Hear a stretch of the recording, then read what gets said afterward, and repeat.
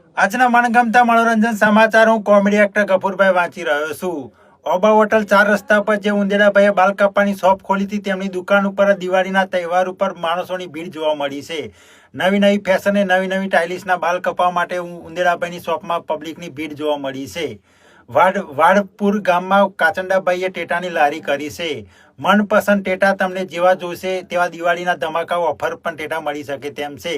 કાચંડાભાઈની લારીઓ ઉપર આવો ને સસ્તા ભાવના ટેટા ખરીદો. તેમનો મોબાઈલ નંબર છે 9992 ભમરાભાઈએ 10 થી 12 વીઘાની ખેતરમાં ફૂલોની ખેતી કરી છે. ફૂલ બજારમાં ભાવનો વધારો થતાં ભમરાભાઈ હરકમાં આવી ગયા છે. ગઈ વખતે તો ભમરાભાઈને ફૂલમાં નુકસાન થયું હતું. આ વખતે પણ ભમરાભાઈએ કીધું છે કે આ વખતે મને ડબલમાં પૈસા મળી શકે એમ છે. બધા મધમાખીઓને પણ ભમરાભાઈએ પોતાના ખેતરમાં કામે લગાડી દીધા છે. દિવાળીના તહેવારો આવી રહ્યા છે તો દરેક મારા મિત્રોને દિવાળી રાજી ખુશી થઈને ઉજવવા માટે મારી વિનંતી છે.